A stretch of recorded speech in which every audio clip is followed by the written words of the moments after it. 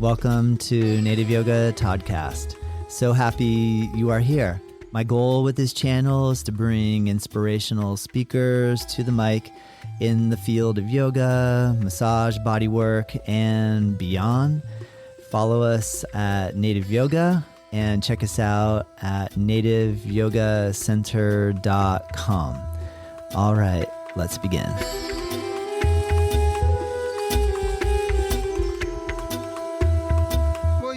Hello and welcome to Native Yoga Toddcast.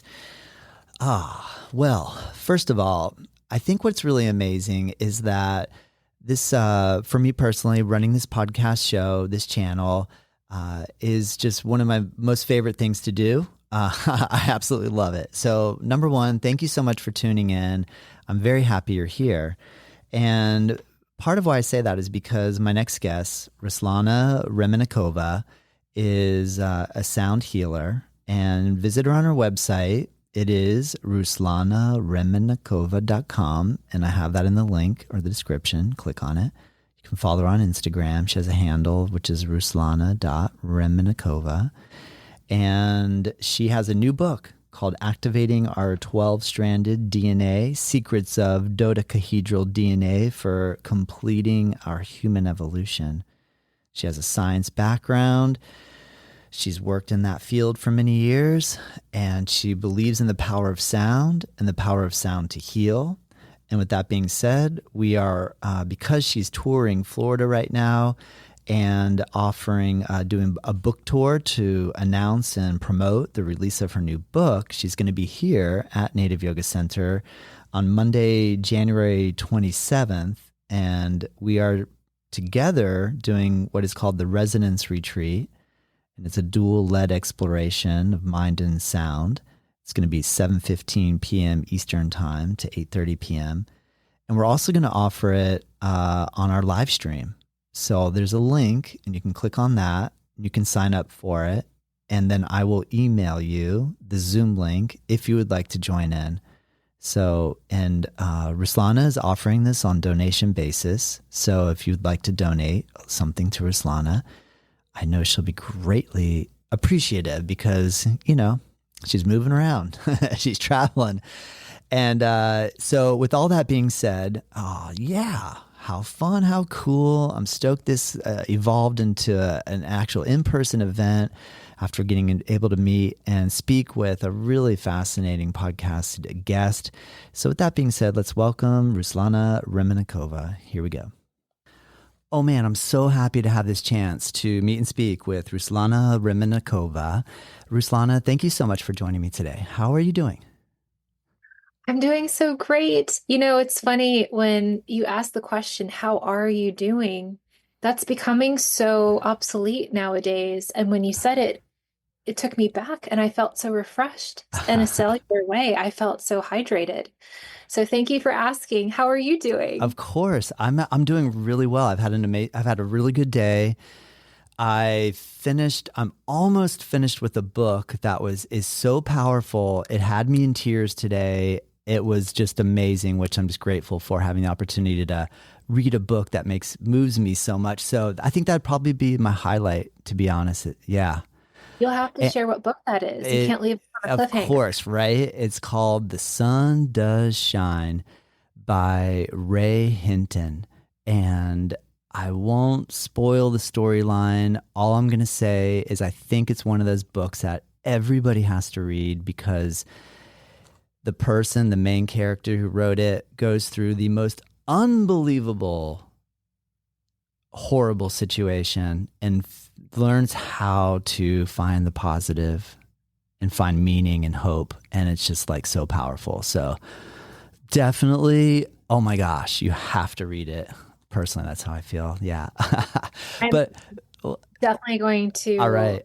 It in my Amazon. Yes. Or maybe I can get a copy for you because I'm going to be able to meet you in person because Ruslana, you're going to be joining us here at Native Yoga Center on Monday, January 27th for the Resonance Retreat, which we're going to do a dual-led exploration of mind and sound at 7:15. And we're also going to open it up to live stream. So for those of you listening, if you'd like to tune in, There's a link in the description. You can click on that. And Ruslana, you're being kind enough to do the event donation based, which is amazing. I know you're traveling around right now because you are launching your new book, which is titled Activating Our 12-Stranded DNA, Secrets of Dodecahedral DNA for Completing Our Human Evolution.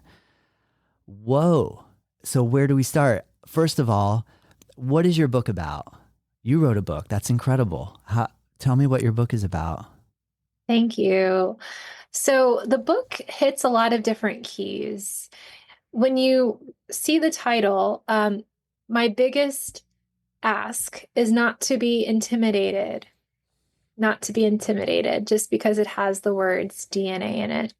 The book is written for everyone. It's written in a way that is meant to engage with a person's ability to love, feel emotions, remember hope.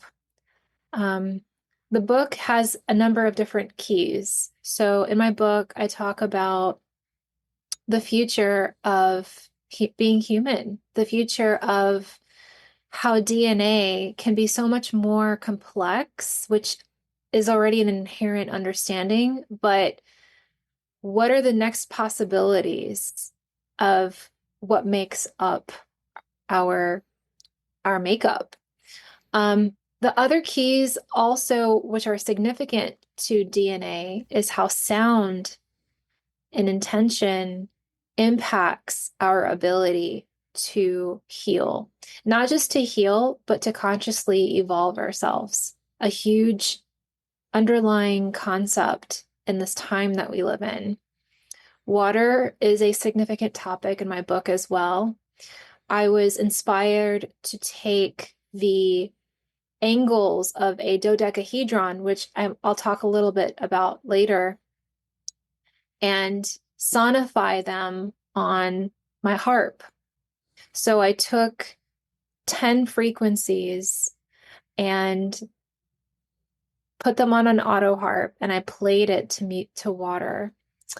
And using a method that, similarly to Dr. Emoto Masaru and Veda Austin, I would play this harp music, which is infused with the dodecahedral frequencies, which is a projection of the future of human DNA. And I wanted to see what water would respond. What kind of patterns would it reveal? What message does it have to offer? So that's all in the book. Other things in the book are how grief and trauma and how we carry this information can be an ally into how we decide to transmute and evolve and kind of move up a level in the next way, that in a way that we can interface with life in a more meaningful way. Animal wisdom, angelic communication. These topics are all circled around one underlying focal point, and that's frequency. Frequency is the ship in this book. So I am a sound practitioner. I started my practice at a local yoga studio. I know the owners, Kat and Katie, who own the Art of Us in Richmond, Virginia, which is where I'm originally, I live. And I did my sound practice there for almost 2 years. And one day, one of my students or class participants, I'm a student in this as well, which is why I kind of smile and laugh, but I'm a student of this constant practice. But there was a practitioner, a medical practitioner in my audience, and she says, "Why is this not in the hospital? Why is this not in the clinical atmosphere?" And I realized that was an angel talking with me. The cosmos brought us together, and she was inviting me to come and experiment with sound healing in a medical system. Mm. So over a couple of months, I started to transition. It's a process of getting there, but the first thing I did was I um, participated in a nurse week where I gave sound healings just to nurses and to physicians alike. The results and the feedback, the testimonials of these practitioners, they were in shock of how much sound not only just makes them relaxed, but they're able to re-gear and reset while they're in this sterile system Mm. and Yeah. go and help their patients with a new mood, with a happier, joyful, peaceful mood. It makes sense. It's not just about making sense. It's safer to include frequency healing into a medical system where not only patients are getting treatments, but also we care about our first responders. We care about the staff. The staff, they drive the show. Yeah. So Good point. those, yeah, so those nurses, they advocated for this ancient practice to appear, and I started giving sound sessions at on palliative care Mm. for almost 6 months now. Nice.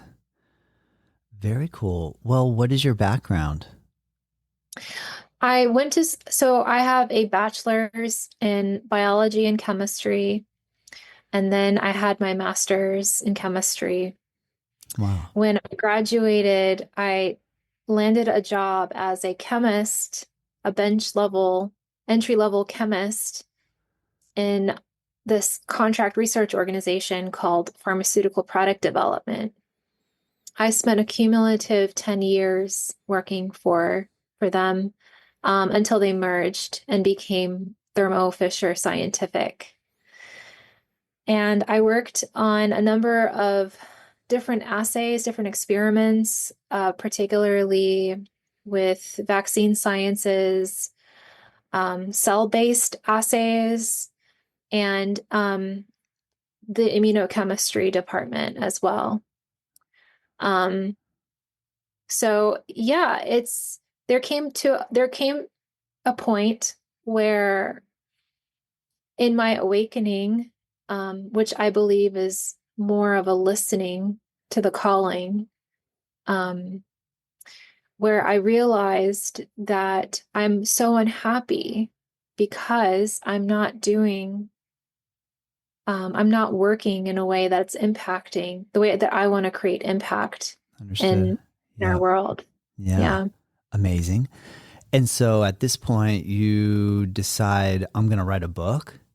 And I mean, because like when you write a book, it's a big project and it takes, I would imagine, the energy and the time to set aside to write. So did you continue to work in that field while you wrote this book? Or did you say, I cut ties, I'm out, and I'm going to devote all of my time to writing and then publish? What did that look like in relation to the timeline? Yeah. That was in a very intriguing time. When coronavirus came into our world, I decided at the time there's sort of an epicycle to how I worked in pharma for 7 years. And then when my father passed, I started this spiritual awakening. I left pharmaceuticals to actually open my food truck, which was initially a juice truck. So I I made smoothies and healthy eats for about a year until I expanded and became a coffee shop as well. So I had those businesses running for about 2.5 years, and then coronavirus happened. At the time, I wanted to, because of the uncertainty, I wanted to close the shops and go back to my former employer. But again, something was calling me, which I understood that that would be a temporary incubator, and I wanted to start writing. I didn't know what I was going to write about, but I trusted the intuition, and I started writing 5 minutes a day.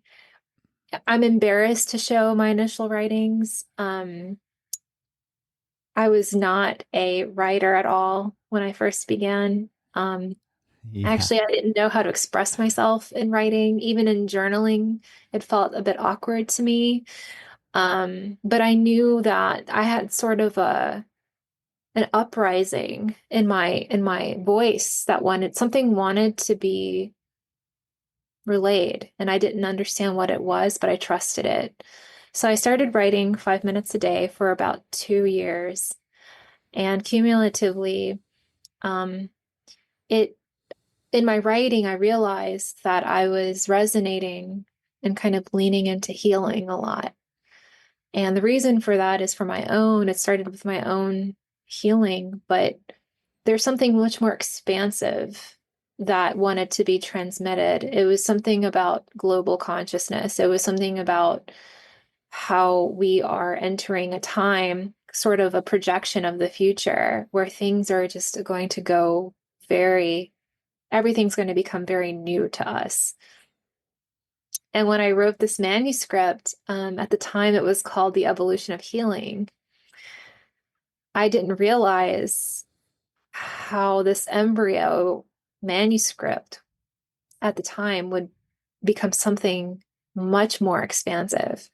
So 2.5 years I'm working in corporate after I after the coronavirus came along, and I decided that this book, this manuscript, it wasn't a book at the time, it was just a collection of words, was asking me to commit. By commit, I mean take that leap. So I did. I left my corporate world, and this is the second time I did after the first one, after my father died. And I devoted myself. There's a point before I fully devoted myself. I found a publisher, Inner Traditions, who believed in this vision. And for 2.5 years, um, this book came into existence. And what I mean by that, it didn't just happen overnight.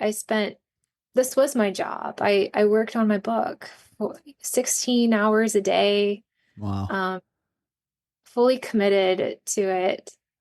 Um, it has its own very fulfilling but complex journey. Wow. Well, I mean, I'm so curious in relation to your idea of the evolution of our DNA.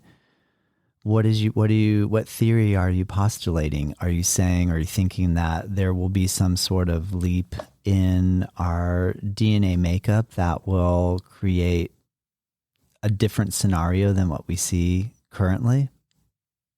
We are inherently complex, and we are not meant to be static beings. Our capabilities go beyond what was originally established. By that, I mean having two strands of DNA.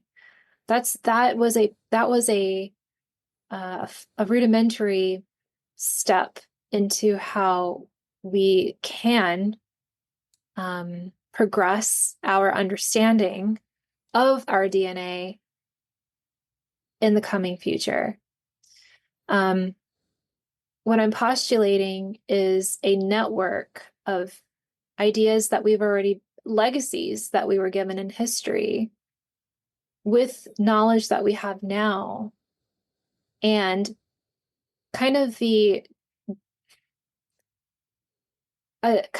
intuitive direction with where things are going in our technology and our curiosity, global curiosity, and this spiritual kind of rebelliousness that this world is currently experiencing.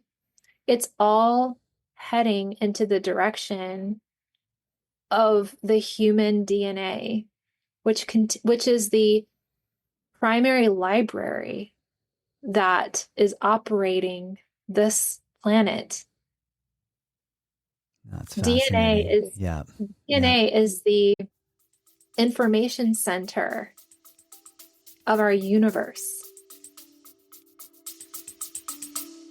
Stay with us. We'll be right back.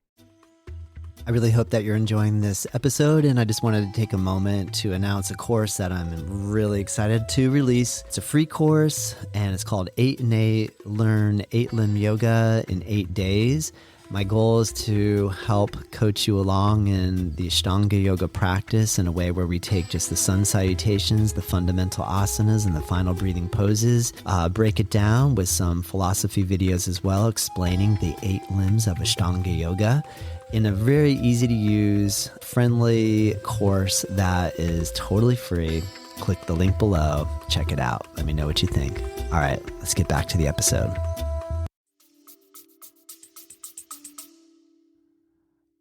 I hear you. I feel like I think about DNA occasionally, especially when I talk to people like you that have studied science. I would say, how many times does DNA pop up in my day-to-day in relation to conversation? Not very much. So I'm curious then, please tell me a little bit more about how and why DNA is speaking to you in relation to, well, I think that's fascinating, like what you said about the library, like this information, this code of information that is our makeup. And I understand it a little bit from the idea in relation to, and correct me if I'm wrong or if I'm way off the mark here, in terms of yoga philosophy, this idea of samskaras, or like habit patterns that are just constantly occurring over and over and over again. And potentially we could relate that to our DNA makeup. Or we can also look at it through environmental, moment by moment. You say something to me and it hurts my feelings and I have some sort of reaction, and that could create a habit pattern of emotion that, if I don't address it at that time, might build and build and build. And eventually that, I guess my own understanding is that could come into my DNA, or my DNA could change gradually. I'm getting the feeling from you that you're saying you feel that through sound, we could speed up that healing / DNA evolutionary process. Am I close to the right mark? Am I understanding you properly? Yeah, it's your expression and perspective are as significant and add on to this conversation of what is DNA. I think that is the primary question that we will be reevaluating, and are we as recent science and studies show that DNA is not a fixed molecule, and there are a number human DNA exists in a number of different forms. There was an article that I was recently reading that showed that scientists are now finding that DNA has over 20 different forms. And this isn't news anymore. This was actually established, I think, in 2021, but there are a number of universities that are seeing a four-stranded, healthy human DNA. Yeah. What does that reveal? I'm sorry? What does that reveal? It reveals that the information that we thought we are 72 years ago, as of this year, is much more. There's much more to the story. Yeah. There's much more to the Right. story. Is it 72 years ago that science discovered DNA? It's only been 72 years. It's only been 72 years. But we're still living in this facade that many people associate. And by many people, I mean, it's understandable because we've been taught and conditioned that DNA is a double helix, and it is. But what I'm trying to stir is our curiosity to continue reevaluating kind of the peripherals that we haven't considered about DNA. I believe that the 12-stranded DNA consists more of a configuration. The form is different from what we originally thought. In my book, I go over the history of Plato and how he reveals and very generously gave a legacy to us 2,000 years ago of the Platonic solids. There's 5 Platonic solids. There's the tetrahedron, there's the octahedron, the dodecahedron, the icosahedron, and then the cube. Okay. Thank you. This is all new info for me, so thank you so much. Yeah. And each solid symbolizes an element. Okay. I'm just going to focus more on the dodecahedron and the icosahedron. So the dodecahedron symbolizes ether, the universe. And the icosahedron symbolizes water. Okay. Well, interestingly, let's talk about the parallelism that exists in nature as we know it with DNA. The DNA molecule is shelled by water. A water molecule encapsulates a DNA molecule. That's profound. That is. That's profound when you start thinking about what we are currently discovering about water knowledge, water wisdom, kind of new capabilities that we never knew about water is, and how does that impact DNA? That's another question that I think it's essential to dive into in future research. But going back to Plato's solids, with the dodecahedron and the icosahedron, well, in nature, they're a dual couple. They're a dual pair. And what they're capable of doing is that they exist not only together, but they can interchangeably be one. So they can change forms within each other. Interesting. Yes. Ooh. It is. Well, that makes my mind. Yeah, please continue. And while that might not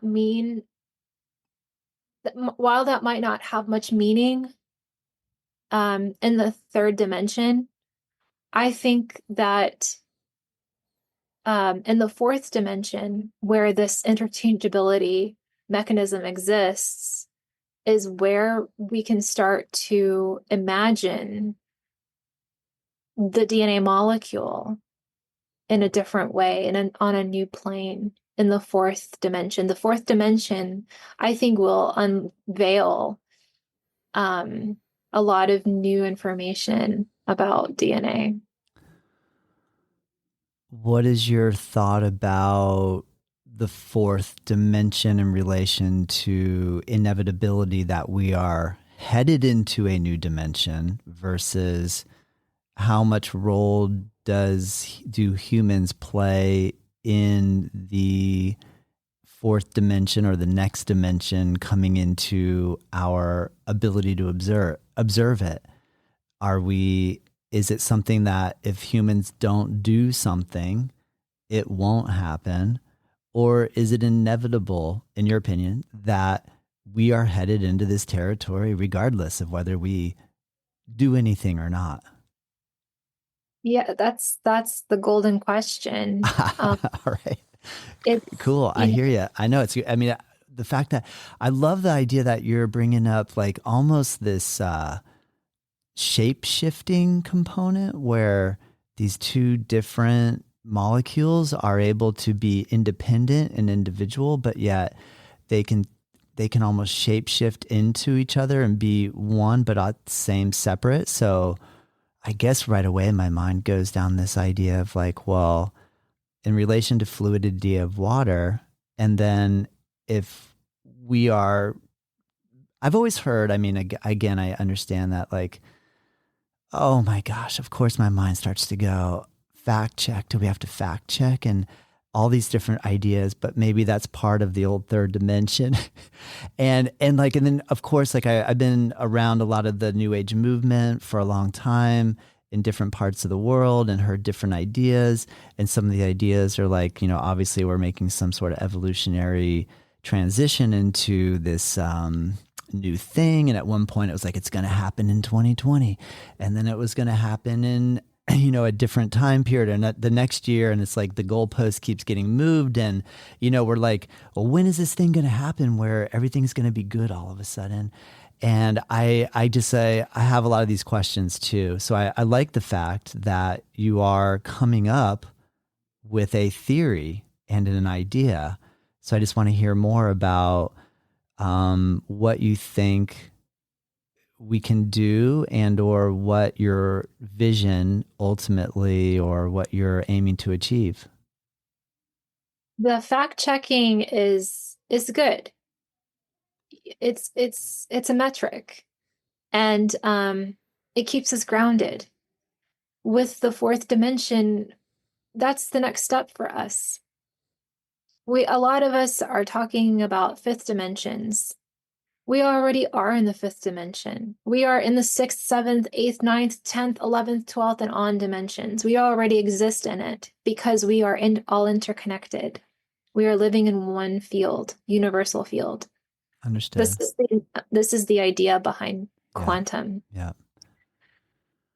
The reason why I'm saying fact checking is important is because the fourth dimension is going to be palpable to the human being.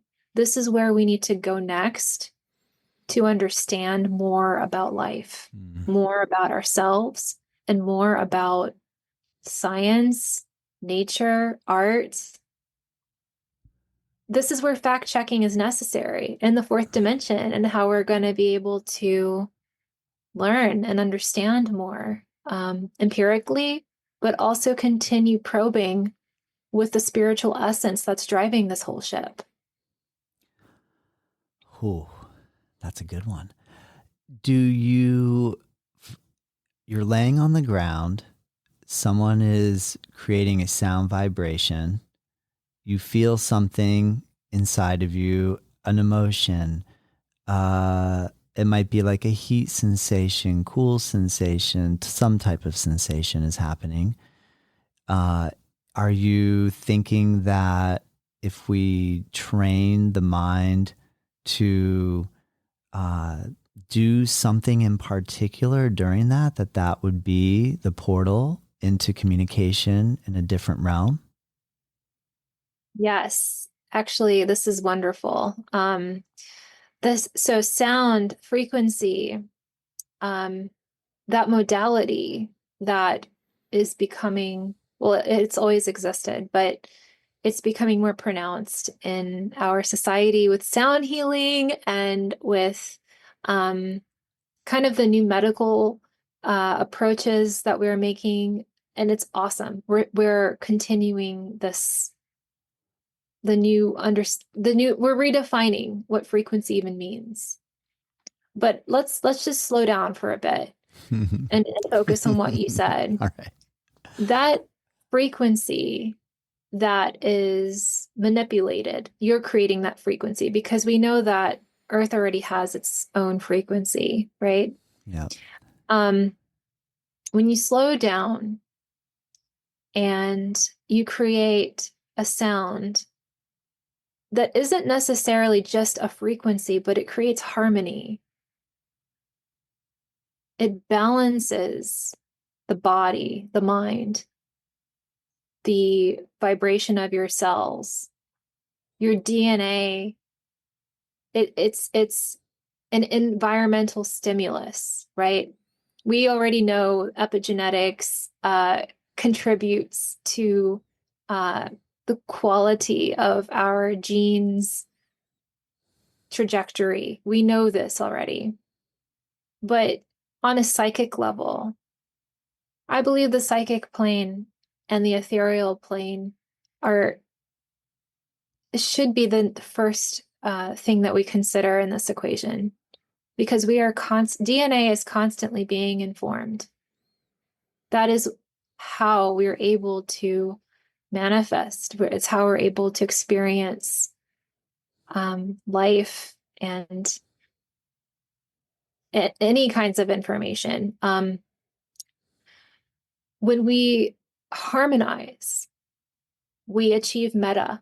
We become, we're rooted with the ground, but we're also connecting with a higher plane, a higher dimension. That's what I mean by meta, like the clouds. We can understand. We things become more clear to us. We can start to hear and listen in sounds that are not exactly even around us. We can start to pick up information.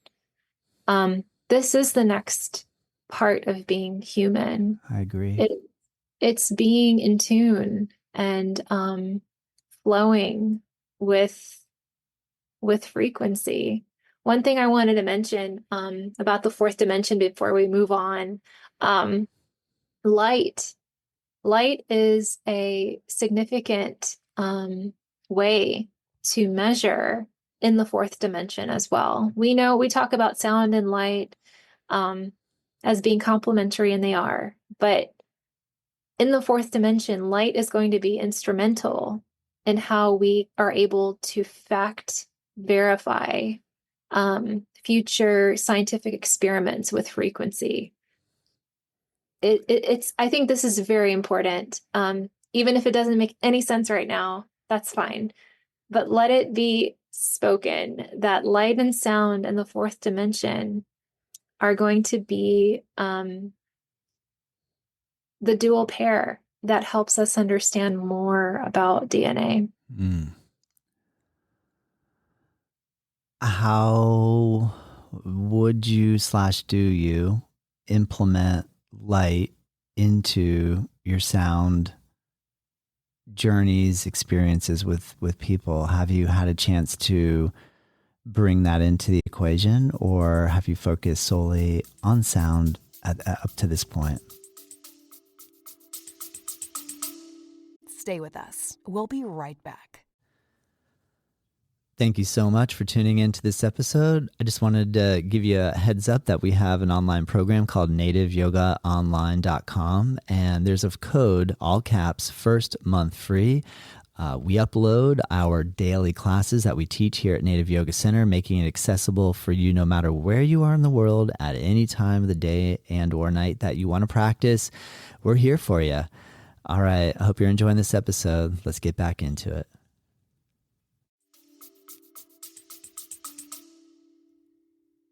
That's a wonderful question. Well, I'm going to take this analogy about the moon and the sun, and how the moon is a reflection of the sun's rays that illuminates the darkness for us all in the nighttime, right?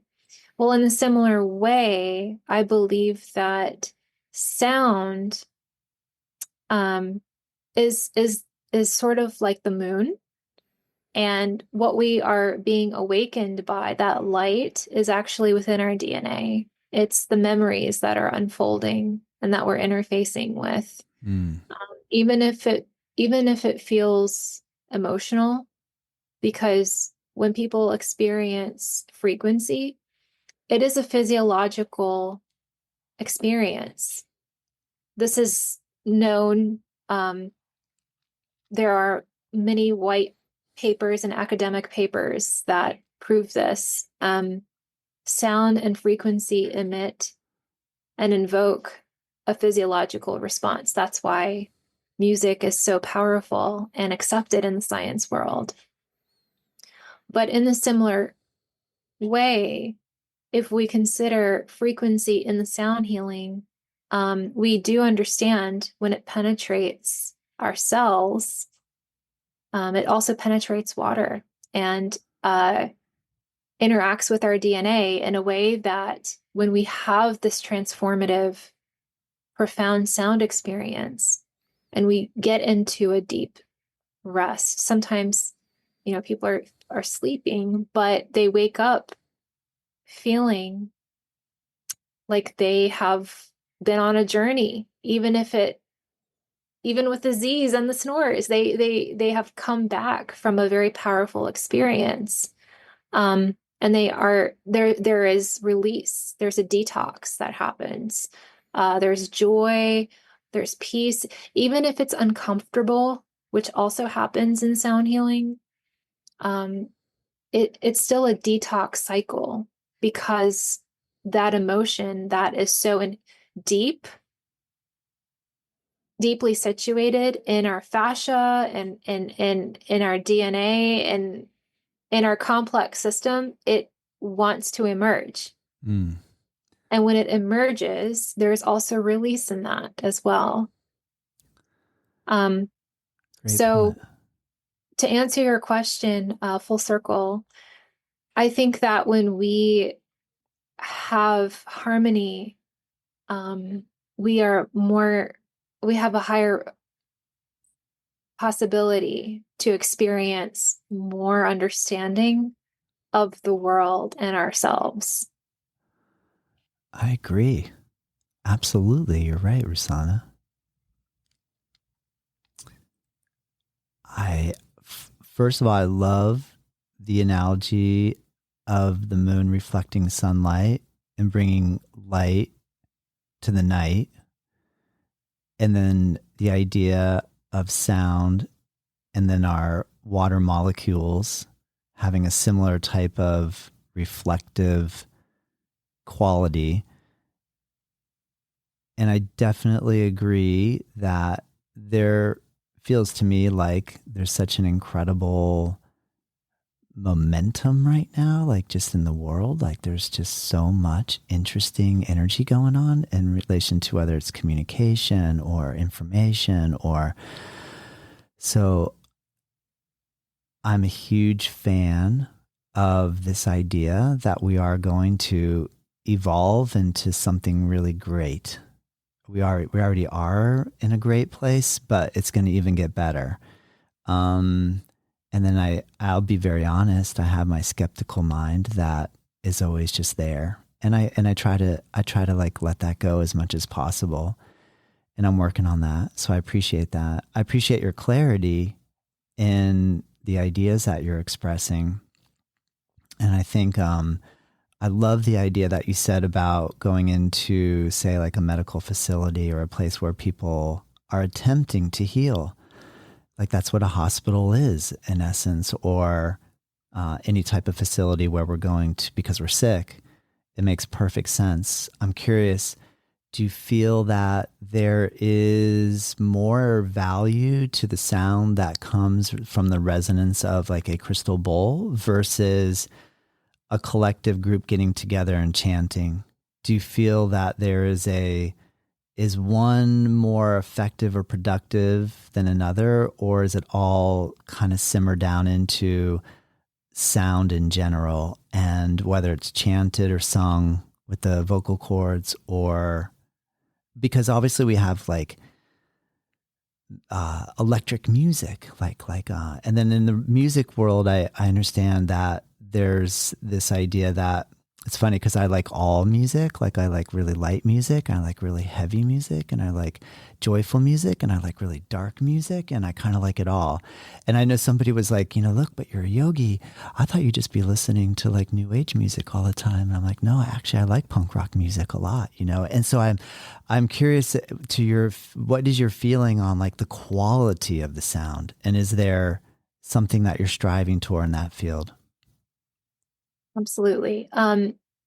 I believe that the fundamentals of the universe in frequency terms operates through resonance. Resonance is a structure, meaning that if you take a kid on a swing and you want to get the child to be, uh, getting to a certain level, you got to push the swing a little higher, right? That's one way of looking at resonance. Another one is you have two different tuning forks, and one tuning fork has a higher pitch than the other one that's lower. And then the idea behind resonance in this example is when you play the higher pitch, it brings the frequency of the lower pitch a little bit, it kind of mediates it towards the higher pitch, right? Yeah. And that's where the specificity is in this kind of healing, is we're not necessarily looking for what specific, well, it depends on the context, but what specific instrument or frequency will achieve this physiological response. I side with leaning more towards resonance, and how the resonance is achieving a universal harmony in that structure. So for instance, when I go and I play crystal bowls in the hospital because I can't lug all of my instruments at once there. What I find is it's important for me to slowly edge into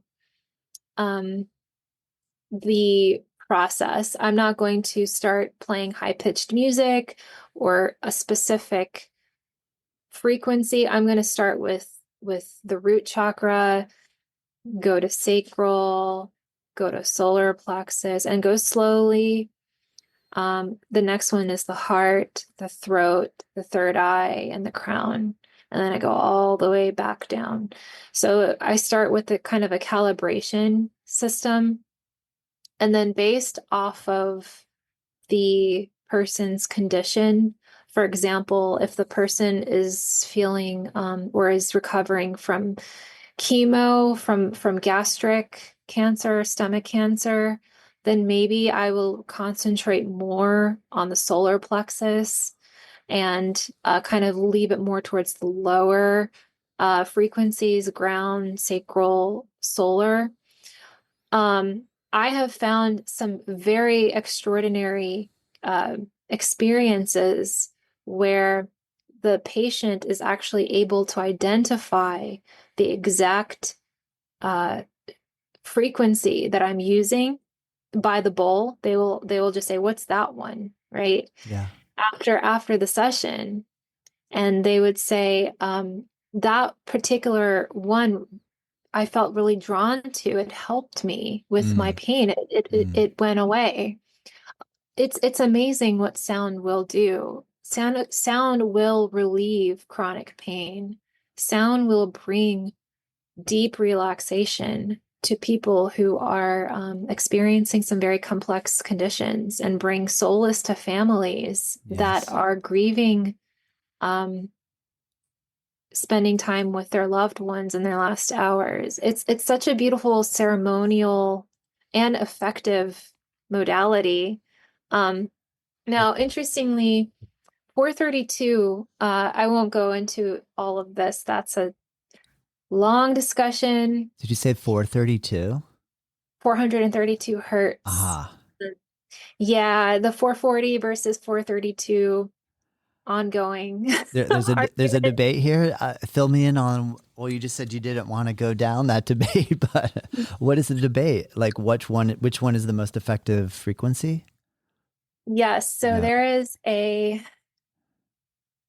ageless debate over 440 hertz versus 432 hertz.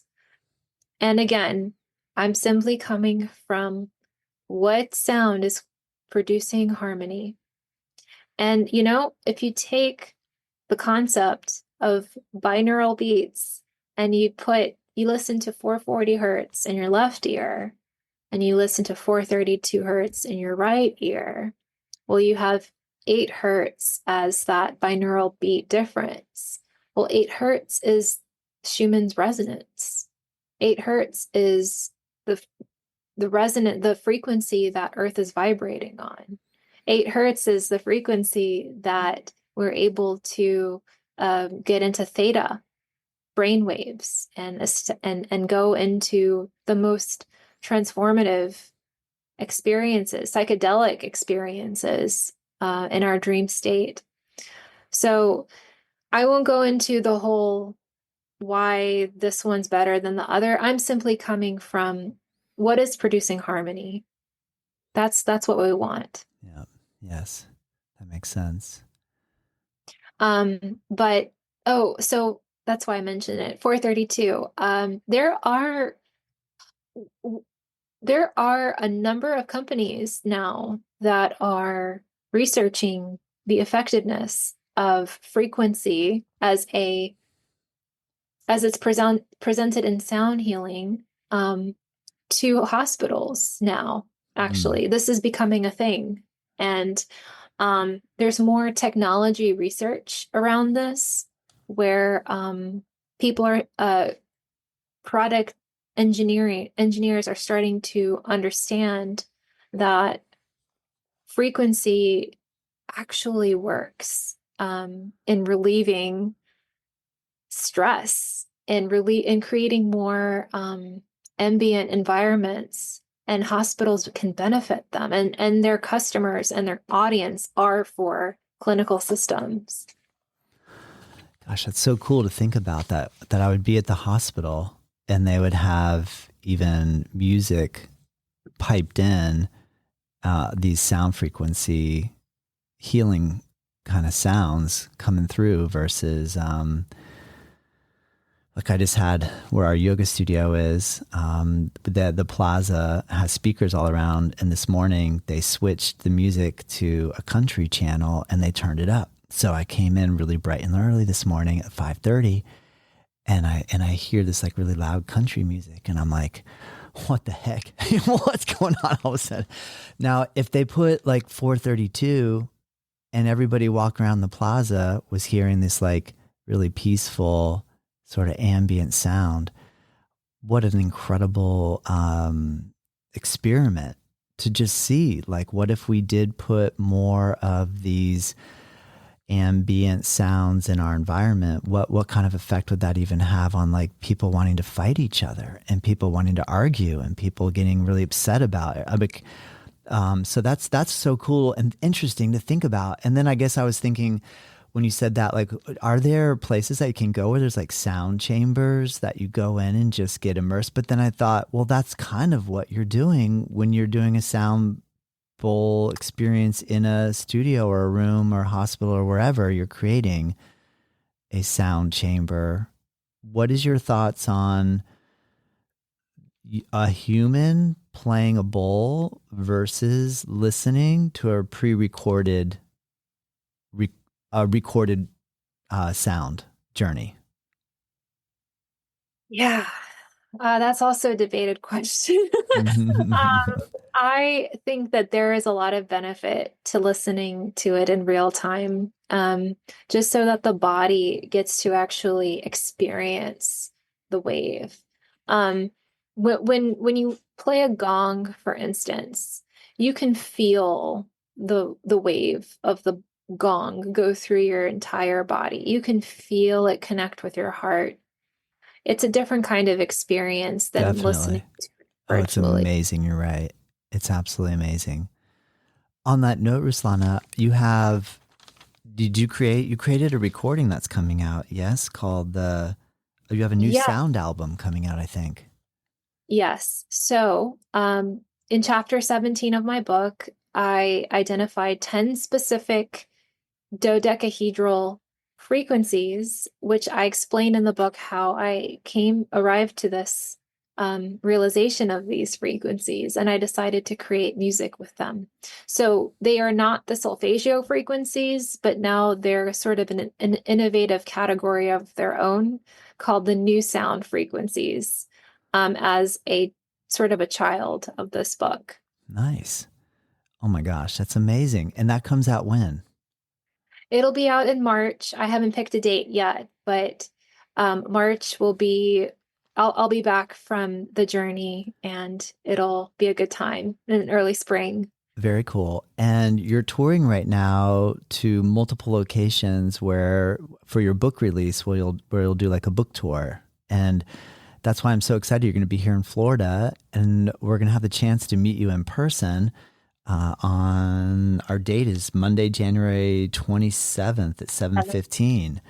And we're going to have the link. So if people want to join in, you and I already conversed a little bit about the reality of that people that will be joining in live stream. We can't guarantee the sound quality is going to be beautiful. It's going to be amazing. It'll be, yeah. And people we can would love for you to join. Yes. That would be incredible. And again, you're being extremely generous by just creating it donation based. So anybody can come. We're trying to make it as accessible as possible. I really appreciate, Ruslana, all of the energy that you are putting into it. And I feel like my own personal offerings of sound healing is only going to improve by learning from you and being around you, because you're taking it to a level of exploration and appreciation that I'm still really learning about. And just, I feel like this is so fascinating to me.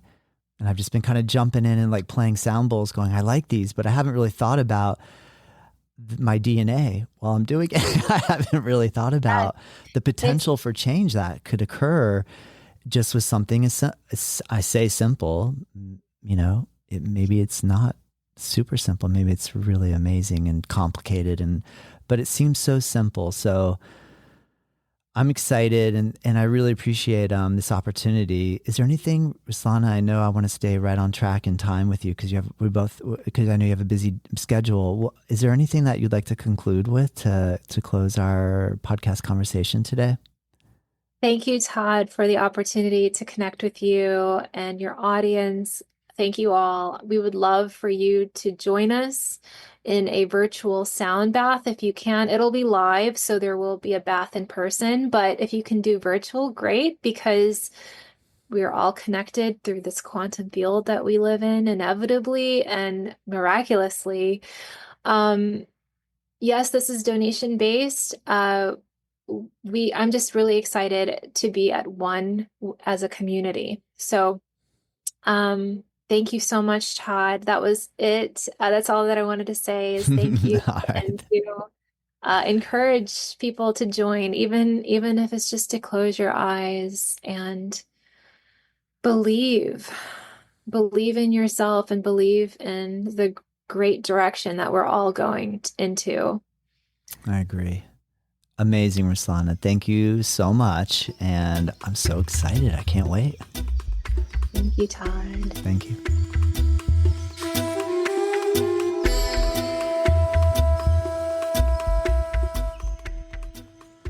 Native Yoga Toddcast is produced by myself. The theme music is dreamed up by Bryce Allen.